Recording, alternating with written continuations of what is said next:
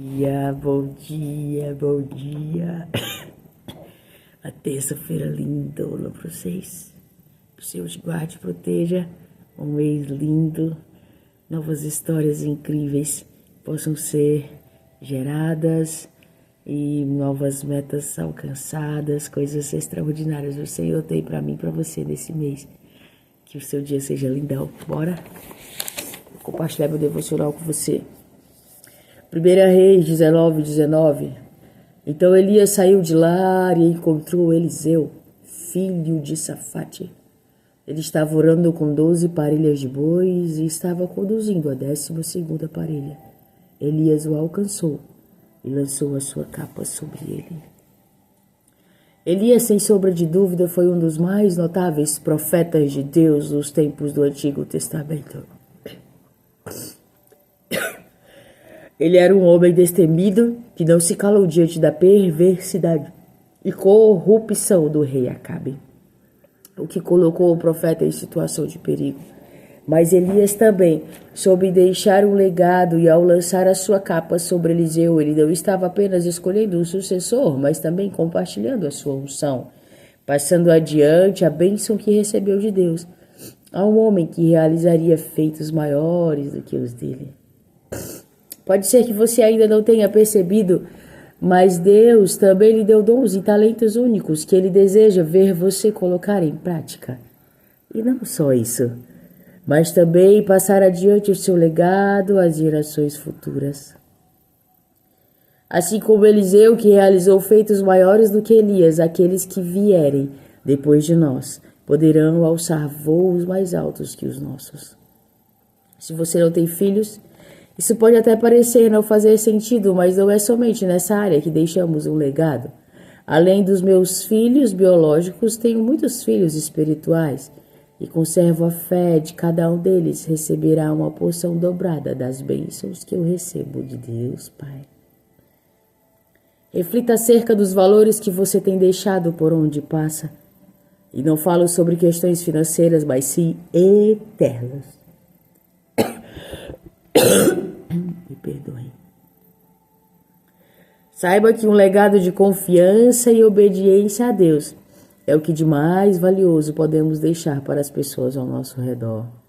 Pois assim como Elias, aquilo que você carrega pode tocar gerações e transformar a vida de milhares. Uau! Lindo, né? 1 Reis 19 é o capítulo depois daquele grande milagre que o Senhor fez sobre a vida de Elias, onde aconteceu a morte de vários profetas de Baal, onde eles ficaram ali por horas e horas e horas orando e pedindo que o Senhor descesse com fogo, o Senhor deles, né? E nada aconteceu. Eu imagino a cara de Elias, vocês não imaginam não? Pensando, ô povo besta.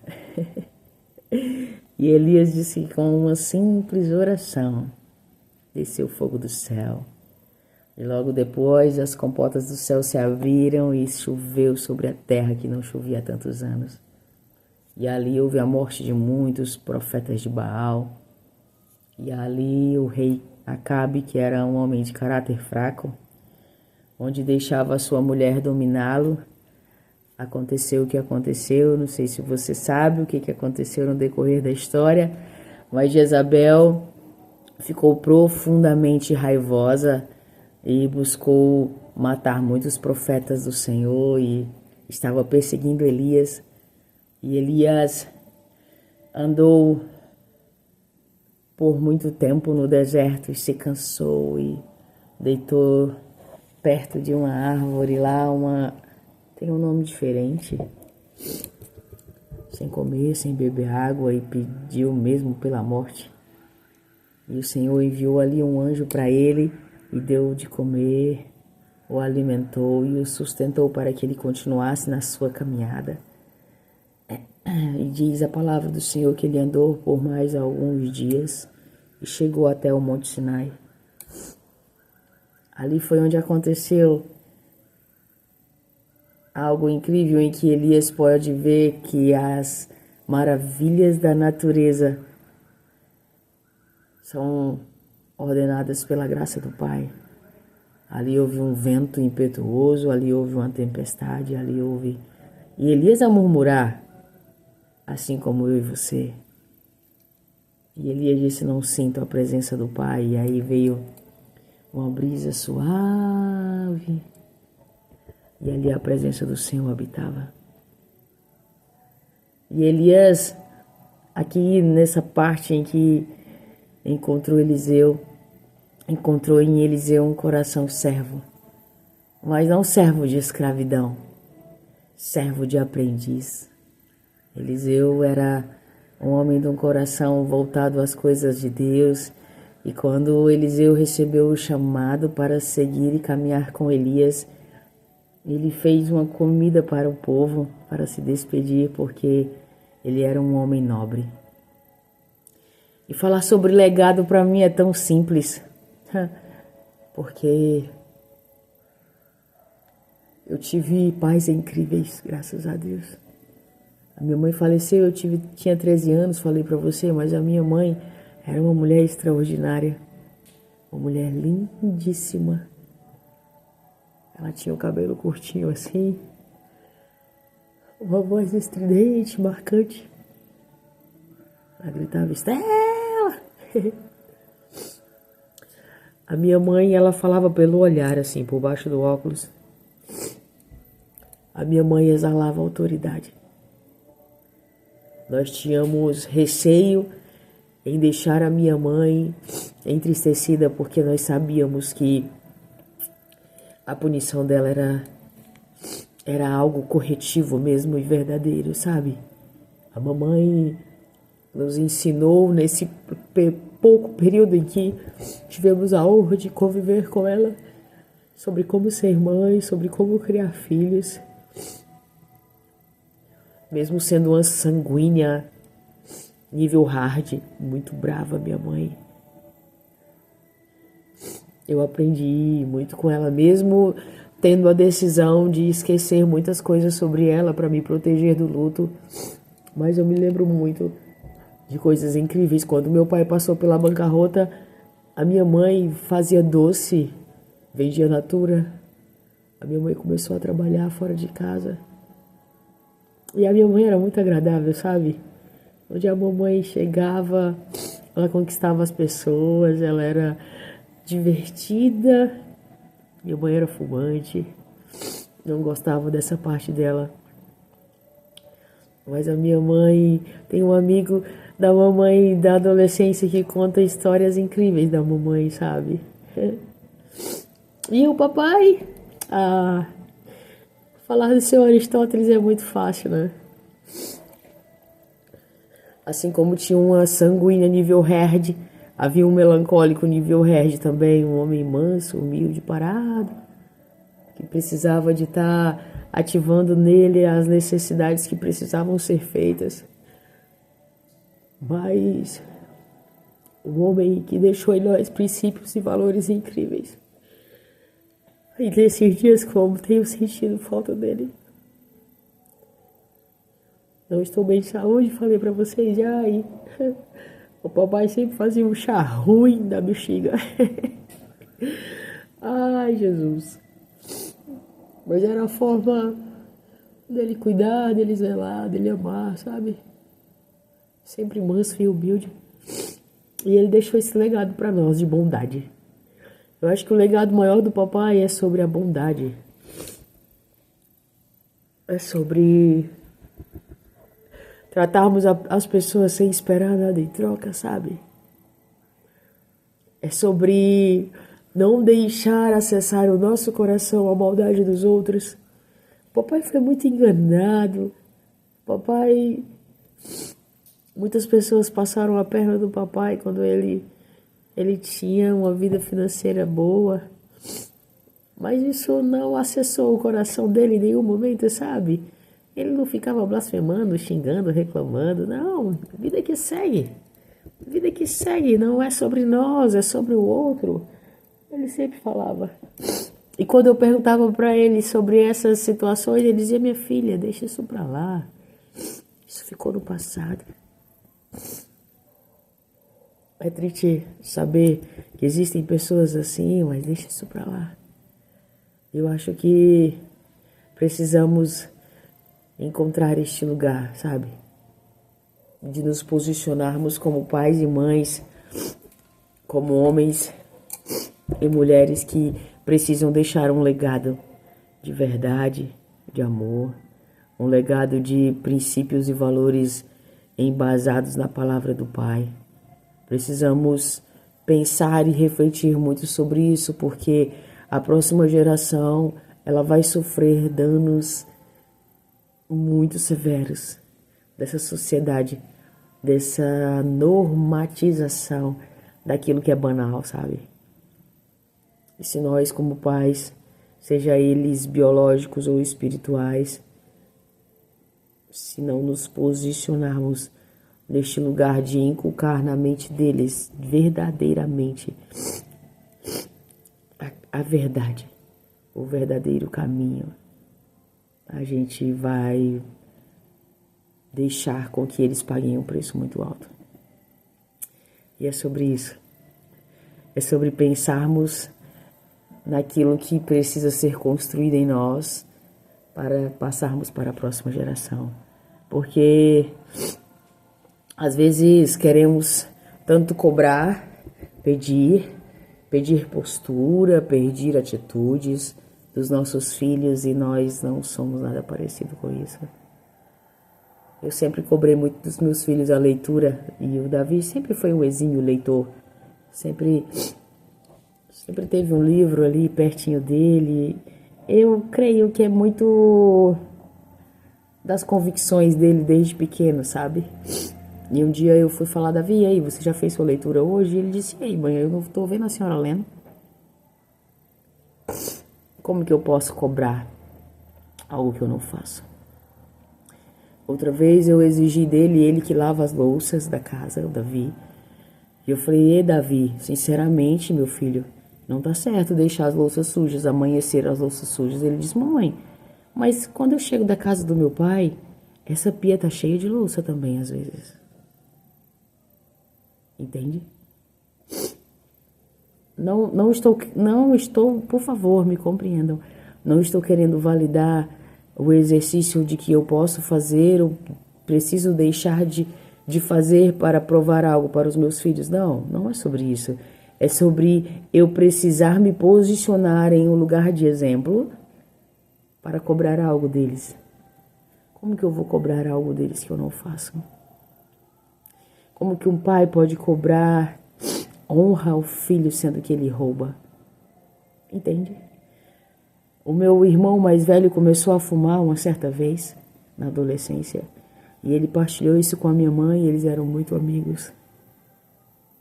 E a mamãe disse para ele, meu filho, é muito triste porque esse é um caminho muito ruim, mas eu não posso impedi-lo que o faça porque talvez eu tenha sido o exemplo. Quantas e quantas vezes eu pedi você para acender o cigarro para mim? O meu irmão parou de fumar muito tempo depois. Mas olha só a sabedoria dessa mãe. De não julgar, não apontar, não decretar. O meu irmão mais velho usou cabelo longo por muito tempo. E alguns tios julgavam o meu irmão. E uma certa vez veio falar palavras depreciativas para minha mãe. E ela disse, opa, para aí. Você não tem o direito de falar do meu filho assim. Porque não é o cabelo dele que o define. E sim o caráter dele. Ele é um garoto extraordinário. Quando eu saio para trabalhar, ele lava a casa para mim, ele faz bolo para os irmãos e desceu a lenha. Aqui não. Ele pode ter o cabelo que ele quiser, da cor que ele quiser, ele pode usar a roupa que ele quiser, que isso não o define. Não é sobre expressar de forma externa, é sobre ter aqui dentro, gente. Às vezes nós queremos manter os nossos filhos alinhados externamente. Oh, meu Deus, me dê sabedoria. Mas eles não estão embasados em obediência. Eles não estão com princípios e valores verdadeiramente necessários dentro deles. As crianças estão completamente desobedientes a autoridades. Eu trabalho na educação e é triste de ver um aluno de 4 anos dizer para mim, disse, eu não sento, você não é a minha mãe. E é essa geração que está por vir. É essa geração que está por vir. De pais e mães omissos que querem terceirizar o processo de educacionar os filhos. A escola, ela só escolariza, ela só alfabetiza, ela só intelectualiza o seu filho. Quem deve educacionar o seu filho é você, com princípios e valores. Não esqueça disso. E o que o seu filho na escola é o reflexo daquilo que ele é na sua casa. Se ele não obedece a você, ele não vai obedecer ninguém lá. Se ele não obedece a você, ele, quando maior, ele não vai obedecer a uma autoridade policial, militar. Se ele não obedece a você, ele não vai obedecer ao patrão, ao chefe. E isso vai muito longe. Isso vai trazer coisas mazelas, isso vai trazer coisas muito negativas para a vida profissional, emocional, conjugal, matrimonial, interpessoal dessa criança, que quando precisava ter aprendido sobre princípios e valores, sobre verdades absolutas geradas dentro do coração do pai, dentro dele, ele não aprendeu por culpa sua e por culpa minha. Hoje o devocional foi pancada, mas é sobre nós. Porque muitas pessoas têm a fala assim, mas eu não aprendi isso com o meu pai. Ei, para com isso. Para de inventar desculpas para o seu fracasso como pai, como mãe. Eu perdi o meu pai, eu perdi a minha mãe aos 13 anos. E eu estudei, eu aprendi, eu fui mãe solteira. Mas eu busquei em Deus, eu busquei em conhecimento ser uma mãe de excelência para os meus filhos. Não sou não, mas eu busco dia após dia ensiná-los conforme aquilo que eu aprendo intelectualmente e aquilo que o Senhor me ensinou e aquilo que os meus pais me ensinaram também. Mas se tu não teve pais como exemplo, como luzeiro, encontre em você este lugar. Faça diferente para os seus. Não deixe que eles sofram as mesmas dores e carregam os mesmos traumas que você, por não ter tido uma paternidade e uma maternidade que foi boa para ti. Não faça com que esses traumas geracionais passem de geração em geração. Se posicione, papai e mamãe, e deixe um legado brilhante para os seus. Um legado para que homens e mulheres possam servir como instrumentos de Deus na geração deles. Eles precisam da gente. Eles precisam do nosso tempo, da nossa dedicação. O Davi fala para mim, mamãe, eu sinto saudade da senhora. E aí quando ele vem, a gente assiste um filme, assiste uns vídeos besta que eles gostam, oh meu Deus. E ele diz, a senhora gosta também, que a senhora sorri. Eu digo, eu sorrio porque é tão besta que a gente sorri. Mas aí eu lembro que eu já fui criança, eu já fui adolescente. Eu lembro que aos 13 anos eu perdi a minha mãe. E como eu sentia falta dela naquele tempo, sabe? E como eu preciso ser mãe dele nessa fase. Como eu preciso abrir mão de quem eu sou como adulta e me diminuir e acessar essa fase dele, sabe? E ouvir horas e horas de histórias tão difíceis de ser compreendidas.